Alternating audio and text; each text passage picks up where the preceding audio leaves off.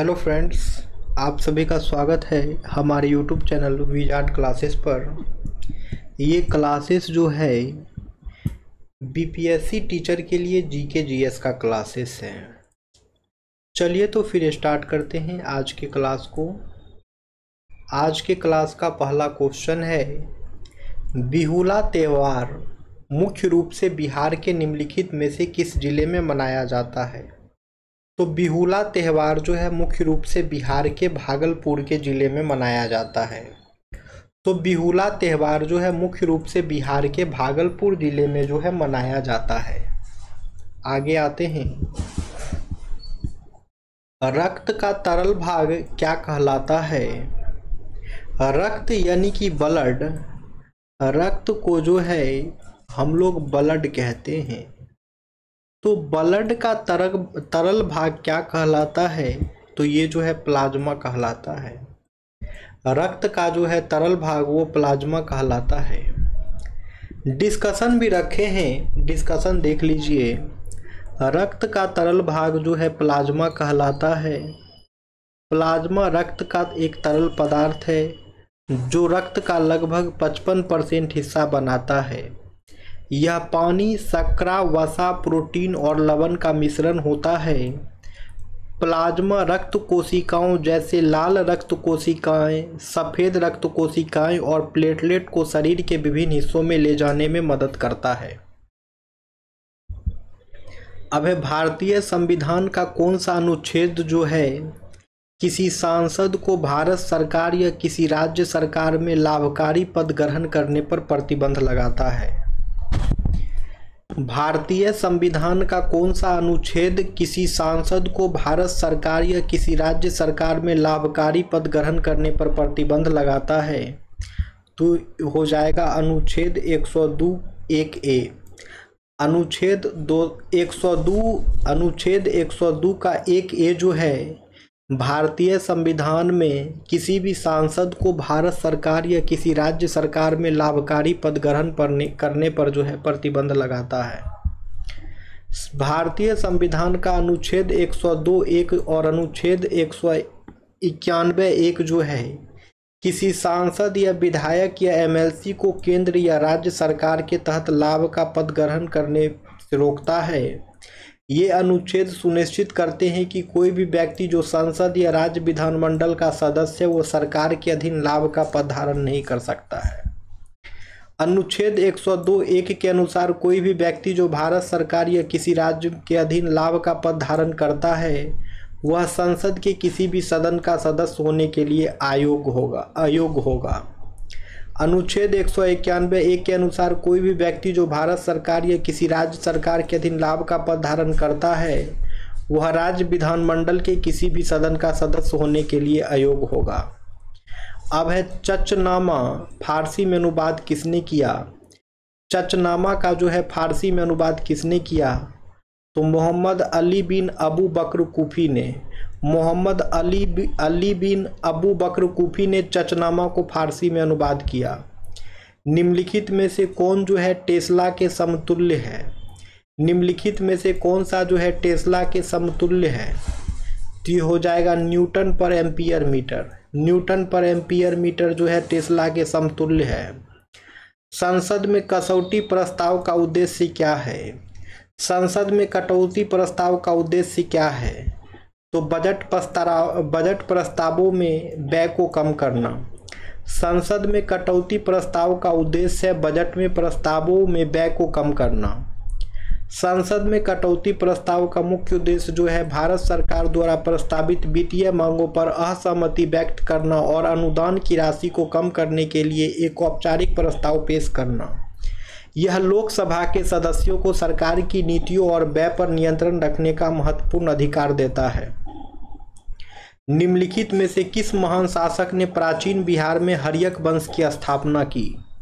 निम्नलिखित में से किस महान शासक ने प्राचीन बिहार में हर्यक वंश की स्थापना की, तो इसका आंसर हो जाएगा बिंबिसार। इसका आंसर हो जाएगा बिंबिसार। यानी कि प्राचीन बिहार में जो है हर्यक वंश की स्थापना बिंबिसार के द्वारा किया गया था। यानी कि प्राचीन बिहार में जो है हर्यक वंश की स्थापना बिंबिसार के द्वारा किया गया था। हर्यक वंश मगध साम्राज्य का एक महत्वपूर्ण राजवंश था। इस वंश की स्थापना लगभग 544 ईसा पूर्व में बिंबिसार ने की थी। बिंबिसार ने मगध साम्राज्य को एक शक्तिशाली राज्य के रूप में स्थापित करने में महत्वपूर्ण भूमिका निभाई थी। उन्होंने अपनी राजधानी राजगीर को बनाया और साम्राज्य का विस्तार किया। बिंबिसार को गौतम बुद्ध का संरक्षक भी माना जाता है। फराजी आंदोलन के संस्थापक कौन थे? तो फराजी आंदोलन के संस्थापक जो है हाजी सरायतुल्लाह थे। फराजी आंदोलन के संस्थापक जो है हाजी सरायतुल्लाह थे। ठीक है। फराजी आंदोलन जो 19वीं सदी की शुरुआत में बंगाल में शुरू हुआ था, एक धार्मिक सुधार आंदोलन था जिसका उद्देश्य इस्लाम को शुद्ध करना और मुस्लिम किसानों की सामाजिक धार्मिक स्थिति में सुधार करना था। हाजी सरायतुल्लाह ने 1818 में इस आंदोलन की स्थापना की थी। उन्होंने गैर इस्लामी प्रथाओं को ख़त्म करने और इस्लाम की पवित्रता को बहाल करने पर ध्यान केंद्रित किया। फराजी आंदोलन का नाम उर्दू शब्द फर्ज से लिया गया है जिसका अर्थ है अल्लाह द्वारा निर्धारित कर्तव्य। अब है निम्नलिखित में से कौन सी नहर प्रणाली बिहार के क्षेत्रों को सिंचित करती है? निम्नलिखित में से कौन सी नहर प्रणाली जो है बिहार के क्षेत्रों को सिंचित करती है? तो ये हो जाएगा त्रिवेणी नहर। बिहार में सिंचाई के लिए सोन नहर प्रणाली और त्रिवेणी नहर प्रणाली मुख्य नहर प्रणाली है। सोन नहर प्रणाली लगभग 140 वर्ष पुरानी है और रोहतास, कैमूर, भोजपुर, बक्सर, गया, औरंगाबाद, अरवल और पटना जिले को सिंचित करती है। त्रिवेणी नहर गंडक नदी के बाएं तट से निकाली गई है और चंपारण जिले में सिंचाई करती है। निम्नलिखित में से किस जीवाणुगत रोग को पलीहा ज्वर कहा जाता है? निम्नलिखित में से किस जीवाणुजनित रोग को जो है पलीहा ज्वर कहा जाता है? तो ये हो जाएगा एंथ्रैक्स। जीवाणु जनित रोग एंथ्रैक्स को पीलिया ज्वर, स्प्लीन फीवर भी कहा जाता है। एंथ्रैक्स एक तीव्र संक्रामक रोग है जो बैसिलस एंथ्रीसिस नामक जीवाणु के कारण होता है। यह रोग दुनिया भर में पाया जाता है और पशुधन को प्रभावित करता है, खासकर मवेशी, भेड़ और बकरी। एंथ्रैक्स को पीलिया ज्वर इसलिए कहा जाता है क्योंकि संक्रमण के कारण पीलिया स्प्लीन में बहुत अधिक वृद्धि हो जाती है। अधिकांश खाद्य जानवर एंथ्रैक्स से प्रभावित होते हैं। न्यू लैम्प्स फॉर ओल्ड लेखों की श्रृंखला थी जिसमें कांग्रेस की आलोचना की गई थी। इन लेखों के लेखक कौन थे? न्यू लैम्प्स फॉर ओल्ड जिसमें कांग्रेस की आलोचना की गई थी, इन लेखों के लेखक कौन थे? तो अरविंद घोष थे। न्यू लैम्प्स फॉर ओल्ड जिसमें कि कांग्रेस की आलोचना की गई थी, इन लेखों के लेखक जो हैं अरविंद घोष थे। अरविंद घोष जो है न्यू लैम्प्स फॉर ओल्ड को श्री अरविंदो घोष द्वारा लिखा गया है और 1893 में प्रकाशित किया गया था। वे भारत के एक दार्शनिक, योगी, गुरु, कवि और राष्ट्रवादी थे। उन्होंने लेखों की एक श्रृंखला के माध्यम से मध्यम राजनीति की आलोचना की है। उर्वरक के किस घटक का उपयोग प्रारंभिक वृद्धि को प्रोत्साहित करने के लिए किया जाता है? ये होगा नाइट्रोजन। उर्वरक के किस घटक का उपयोग जो है प्रारंभिक वृद्धि को प्रोत्साहित करने के लिए किया जाता है? तो ये होगा नाइट्रोजन। उर्वरक के नाइट्रोजन घटक का उपयोग जो है पौधों में प्रारंभिक वृद्धि को प्रोत्साहित करने के लिए किया जाता है। नाइट्रोजन पौधे के लिए एक आवश्यक पोषक तत्व है जो पत्तियां और तनों के विकास में महत्वपूर्ण भूमिका निभाता है। यह क्लोरोफिल के उत्पादन को बढ़ावा देता है जो प्रकाश संश्लेषण के लिए आवश्यक है। प्रकाश संश्लेषण वह प्रक्रिया है जिसके द्वारा जो है पौधे सूर्य के प्रकाश का उपयोग करके भोजन बनाते हैं और यह पौधों के विकास के लिए जो है आवश्यक है। अन्य पोषक तत्व जैसे फास्फोरस और पोटेशियम भी पौधों के विकास के लिए महत्वपूर्ण हैं, लेकिन नाइट्रोजन विशेष रूप से प्रारंभिक वृद्धि और वनस्पति विकास को बढ़ावा देने के लिए जाना जाता है। इसलिए यदि आप अपने पौधों की प्रारंभिक वृद्धि को बढ़ावा देना चाहते हैं तो आपको एक ऐसा उर्वरक चुनना चाहिए जिसमें नाइट्रोजन की मात्रा अधिक हो।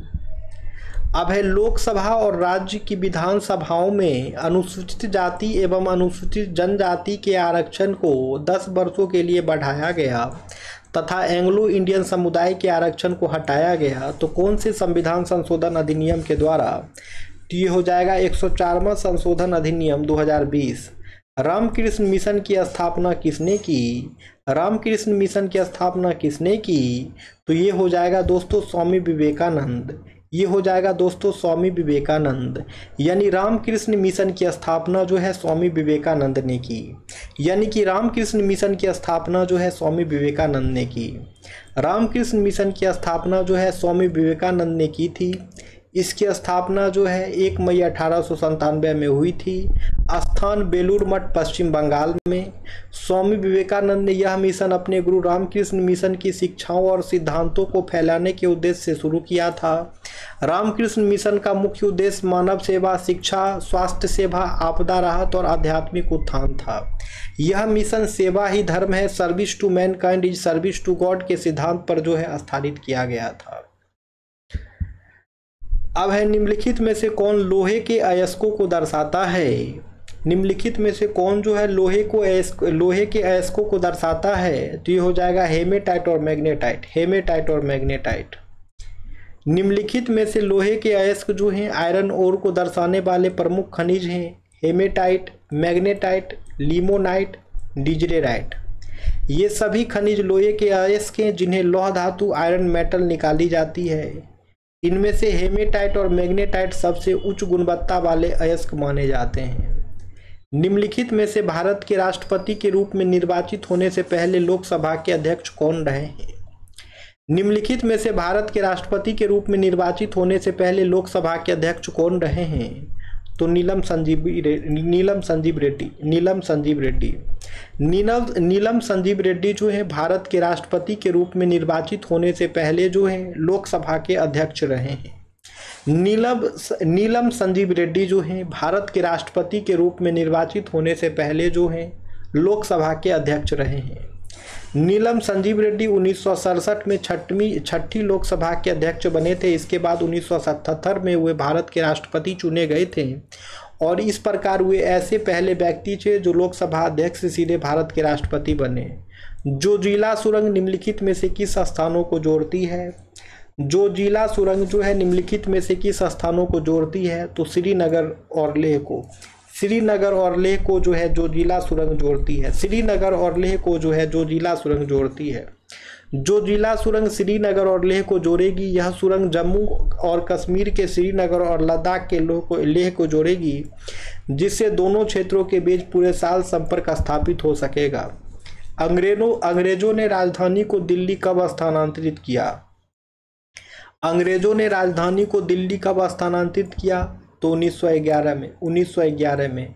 अंग्रेजों ने राजधानी को दिल्ली कब स्थानांतरित किया? तो 1911 में। अंग्रेजों ने भारत की राजधानी को कलकत्ता से दिल्ली हस्तांतरित करने की घोषणा जो है 12 दिसंबर 1911 को की थी। 1911 में किंग जॉर्ज पंचम ने दिल्ली दरबार के दौरान राजधानी को कलकत्ता से दिल्ली हस्तांतरित करने की घोषणा की थी। यह निर्णय जो है 1911 में लिया गया था, लेकिन आधिकारिक तौर पर 1931 में दिल्ली भारत की राजधानी बनी, जब लॉर्ड इरविन ने नई दिल्ली का उद्घाटन किया। किस संवैधानिक संशोधन के द्वारा जो है मंत्री परिषद का आकार लोकसभा की सदस्यता के 15% तक जो है सीमित कर दिया गया है? किस संवैधानिक संशोधन के द्वारा जो है मंत्री परिषद का आकार जो है लोकसभा की सदस्यता के 15% तक सीमित कर दिया गया है? तो ये हो जाएगा 91वां संविधान संशोधन। 91 संविधान संशोधन के द्वारा जो है मंत्री परिषद का आकार लोकसभा की सदस्यता के 15% तक जो है सीमित कर दिया गया है। डिस्कशन देख लिया जाए। 2003 में 91 संविधान संशोधन अधिनियम द्वारा जो है मंत्री परिषद का आकार, जिसमें प्रधानमंत्री भी शामिल हैं, लोकसभा की कुल सदस्य संख्या के 15% से अधिक नहीं हो सकता है। यह संशोधन दल बदल के आधार पर आयोग घोषित किए गए किसी भी सदस्य को मंत्री के रूप में नियुक्त करने पर जो है प्रतिबंध लगाता है।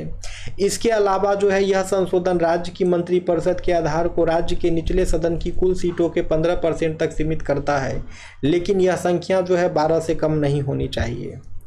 निम्नलिखित में से जो है कौन सा अम्ल पेट में स्रावित होता है? तो ये हो जाएगा हाइड्रोक्लोरिक एसिड। हाइड्रोक्लोरिक एसिड जो है पेट में स्रावित होता है। पेट में स्रावित होने वाला अम्ल जो है हाइड्रोक्लोरिक एसिड है, यानी कि हाइड्रोक्लोरिक अम्ल है, जिसे कि HCl कहा जाता है। इसका मुख्य कार्य जो है भोजन को पचाने में मदद करना है, पेप्सिन एंजाइम को सक्रिय करना है, बैक्टीरिया और कीटाणुओं को नष्ट करना है। यह अम्ल पेट की आंतरिक परत की गैस्ट्रिक ग्रंथियों गैस्ट्रिक ग्लैंड में स्रावित होता है। ऊष्मा हस्तांतरण जिसमें किसी माध्यम की आवश्यकता नहीं होती है उसे क्या कहते हैं? ऊष्मा हस्तांतरण जिसमें किसी माध्यम की आवश्यकता नहीं होती है उसे क्या कहते हैं? तो उसे जो है विकिरण कहते हैं। ऊष्मा हस्तांतरण जिसमें किसी माध्यम की आवश्यकता नहीं होती है उसे विकिरण कहते हैं। ऊष्मा हस्तांतरण जिसमें किसी माध्यम मीडियम की आवश्यकता नहीं होती है उसे विकिरण कहते हैं, यानी कि रेडिएशन कहते हैं। विकिरण रेडिएशन एक ऐसा ऊष्मा संचरण तरीका है जिसमें ऊष्मा तरंगिक रूप में in the form of electromagnetic wave एक स्थान से दूसरे स्थान तक जाती है बिना किसी माध्यम में। उदाहरण के रूप में देख लीजिए, सूर्य की गर्मी पृथ्वी तक जो है विकिरण के माध्यम से पहुंचती है। हालांकि अंतरिक्ष में कोई वायुमंडल या ठोस माध्यम नहीं होता है। करो या मरो का नारा किसने दिया? करो या मरो का नारा किसने दिया? भगत सिंह, सुभाष चंद्र बोस, जवाहरलाल नेहरू या महात्मा गांधी? तो करो या मरो का नारा जो है महात्मा गांधी के द्वारा दिया गया था। करो या मरो का नारा जो है महात्मा गांधी के द्वारा दिया गया था। करो या मरो यानी कि डू और डाई का नारा जो है महात्मा गांधी ने दिया था। यह नारा उन्होंने भारत छोड़ो आंदोलन क्विट इंडिया मूवमेंट के दौरान जो है 8 अगस्त 1942 को मुंबई के ग्वालियर टैंक मैदान अब अगस्त क्रांति मैदान में दिए गए ऐतिहासिक भाषण में दिया गया था। यह आंदोलन जो है अंग्रेजों को भारत में पूरी तरह हटाने के उद्देश्य से शुरू किया गया था और यह भारत के स्वतंत्रता संग्राम का एक निर्णायक चरण था। हम आज़ादी इस आंदोलन में जो है करो या मरो में जो है गांधी जी का साफ संदेश था, हम आज़ादी चाहते हैं और वह भी अभी। अंग्रेजों को भारत छोड़ना ही होगा, करो या मरो। परमाणु की संरचना के लिए मॉडल का प्रस्ताव सबसे पहले किसने दिया? परमाणु की संरचना के लिए मॉडल का प्रस्ताव सबसे पहले किसने दिया? तो जे थॉमसन ने। परमाणु की संरचना के लिए मॉडल का प्रस्ताव जो है सबसे पहले जे थॉमसन ने दिया। परमाणु की संरचना के लिए पहला मॉडल जो है जे थॉमसन ने प्रस्तावित किया था, उन्हें 1904 में प्लम पुडिंग मॉडल के रूप में जाना जाता है। लावा के ठंडा होने और जमने से किस प्रकार की चट्टान बनती है? लावा के ठंडे होने और जमने से किस प्रकार की चट्टान बनती है? तो इसे जो है आग्नेय चट्टान कहते हैं। इसे जो है आग्नेय चट्टान कहते हैं, यानी कि आग्नेय चट्टान को इंग्लिश में इग्नियस रॉक कहते हैं। लावा के ठंडा होने और जमने से जो है आग्नेय चट्टान यानी कि इग्नियस रॉक बनती है। जब ज्वालामुखी से लावा निकलता है और ठंडा होकर ठोस हो जाता है तो यह जो है आग्नेय चट्टान का निर्माण करता है। आग्नेय चट्टानों दो प्रकार की हो सकती है, एक एक्सट्रूसिव इग्नियस नॉक और एक इंट्रूसिव इग्नियस नॉक। बहिर्वेदी आग्नेय चट्टान यानी कि एक्सट्रूसिव इग्नियस रॉक जो है ये चट्टानें तब बनती है जब लावा ज्वालामुखी से बाहर निकलता है और सतह पर ठंडा होता है, जैसे कि बेसाल्ट। अंतर्भेदी आग्नेय चट्टान जिसे कि इंट्रूसिव इग्नियस रॉक कहते हैं, ये चट्टानें तब बनती है जब मैग्मा पृथ्वी के अंदर पिघली हुई चट्टान सतह के नीचे ठंडा होता है, जैसे कि ग्रेनाइट। मुस्लिम लीग ने 1946 को प्रत्यक्ष कार्रवाई दिवस के रूप में घोषित किया। मुस्लिम लीग ने कौन से डेट को जो है 1946 को प्रत्यक्ष कार्रवाई दिवस के रूप में घोषित किया? ये हो जाएगा 16 अगस्त। ये हो जाएगा 16 अगस्त, यानी कि 16 अगस्त 1946 को जो है मुस्लिम लीग ने प्रत्यक्ष कार्रवाई दिवस के रूप में घोषित किया। 16 अगस्त 1946 को जो है मुस्लिम लीग ने प्रत्यक्ष कार्रवाई दिवस के रूप में घोषित किया। मुस्लिम लीग ने 16 अगस्त 1946 को प्रत्यक्ष कार्रवाई दिवस यानी कि डायरेक्ट एक्शन डे के रूप में घोषित किया। इस दिन का उद्देश्य था भारत में मुस्लिमों के लिए एक अलग राष्ट्र पाकिस्तान की मांग को बल देना। इस आह्वान के पीछे मुस्लिम लीग के नेता मोहम्मद अली जिन्ना थे। प्रत्यक्ष कार्रवाई दिवस के परिणाम स्वरूप कलकत्ता में भीषण हिंदू मुस्लिम दंगे हुए, जिसमें कलकत्ता हत्याकांड ग्रेट कलकत्ता किलिंग्स के नाम से भी जाना जाता है। यह घटना भारत के बंटवारे की पृष्ठभूमि में एक महत्वपूर्ण मोड़ बन गई थी। ठीक है, तो 16 अगस्त 1946 को जो है प्रत्यक्ष कार्रवाई दिवस के रूप में घोषित किया गया था, यानी डायरेक्ट एक्शन डे के रूप में जो है 16 अगस्त 1946 को घोषित किया गया था। निम्नलिखित में से किस वर्ष जो है बिहार राज्य जल विद्युत निगम की स्थापना की गई थी? बिहार राज्य जल विद्युत निगम की स्थापना किस वर्ष की गई थी? तो 1982 में। 1982 में जो है बिहार राज्य जल विद्युत निगम की जो है स्थापना की गई थी। वाहन द्वारा चलाई गई दूरी को मापने के लिए उपयोग किए जाने वाले मीटर को क्या कहते हैं? वाहन द्वारा जो है चली गई दूरी को मापने के लिए उपयोग किए जाने वाली मीटर को क्या कहते हैं? तो इसे जो है ओडोमीटर कहते हैं, इसे जो है ओडोमीटर कहते हैं। वाहन द्वारा चली गई दूरी को मापने के लिए उपयोग किए जाने वाले मीटर को जो है ओडोमीटर कहते हैं। वाहन द्वारा चलाई गई दूरी को मापने के लिए उपयोग किए जाने वाले मीटर को जो है ओडोमीटर कहा जाता है। ओडोमीटर जो है वाहन के पहिए में लगे एक यांत्रिक डिजिटल उपकरण है जो वाहन द्वारा तय की गई कुल दूरी को मापता है। यह मीटर वाहन के डैशबोर्ड पर होता है और यात्रा की दूरी की जानकारी प्रदान करता है। निम्नलिखित में से कौन सा जो है भारत में ग्रामीण से शहरी प्रवास का कारण है? निम्नलिखित में से कौन सा जो है भारत में ग्रामीण से शहरी प्रवास का कारण है?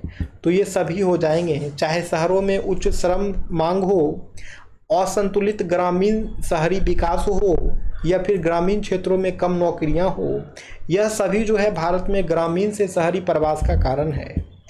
राज्य विधानसभा के सदस्य की अयोग्यता का निर्णय जो संविधान की 10वीं अनुसूची के अतिरिक्त हो कौन करता है? राज्य विधानसभा के सदस्य की अयोग्यता का निर्णय जो संविधान की 10वीं अनुसूची के अतिरिक्त हो वो कौन करता है? ऑप्शन ए विधानसभा अध्यक्ष, ऑप्शन बी है उच्चतम न्यायालय, ऑप्शन सी है राज्यपाल, ऑप्शन डी है राज्य निर्वाचन आयोग। तो इसका आंसर हो जाएगा राज्यपाल, इसका आंसर हो जाएगा राज्यपाल। यानी कि राज्य विधानसभा के सदस्य की अयोग्यता का निर्णय जो है जो संविधान की 10वीं सूची के अतिरिक्त नहीं हो तो उसका निर्णय जो है राज्यपाल करते हैं। डिस्कशन देख लीजिए। संविधान के अनुच्छेद 191 के तहत जो है किसी राज्य विधानसभा के सदस्य की अयोग्यता का निर्णय राज्यपाल द्वारा किया जाता है। यह निर्णय लेने से पहले राज्यपाल निर्वाचन आयोग की राय लेगा, यह निर्णय अंतिम होगा। यह निर्णय अनुच्छेद 191 के प्रावधानों के अनुसार किया जाता है जो अयोग्यता के लिए विभिन्न आधारों को सूचीबद्ध करता है। अनुच्छेद 191 की 10वीं अनुसूची में दल बदल के कारण अयोग्यता के बारे में बताया गया है। यदि कोई सदस्य 10वीं अनुसूची के बाहर अयोग्यता का विषय है तो उसे अनुच्छेद 191 के तहत राज्यपाल द्वारा निर्णय लिया जाएगा। निम्नलिखित में से किस तारीख को जो है भारत की संविधान सभा ने राष्ट्रीय ध्वज को अपनाया था? निम्नलिखित में से किस तारीख को जो है भारत की संविधान सभा ने राष्ट्रीय ध्वज को अपनाया था? तो ये क्वेश्चन आप लोगों का होमवर्क है, इसका आंसर आप लोग कमेंट सेक्शन में कमेंट्स करेंगे। आज के सेशन को यही एंड कर रहे हैं दोस्तों, फिर मिलेंगे कल की क्लासेस में। ये चैनल पे जो है ये हमारे चैनल पे जीके जीएस की क्लासेस पीपीएससी टीचर के लिए रेगुलर चलती है। आप लोग चैनल से जुड़े, चैनल को सब्सक्राइब करें, दोस्तों को जोड़ें ताकि आने वाली वीडियो का नोटिफिकेशन आप सभी को मिलता रहे, ठीक है। और जो लोग अंत तक वीडियो को देख रहे हैं आप लोग वीडियो को लाइक अवश्य करें दोस्तों। मिलते हैं कल की क्लासेस में। और हाँ, आप लोग इस क्वेश्चन का आंसर जो है कमेंट सेक्शन में कमेंट करना ना भूलें। Thank you friends, thank you everyone.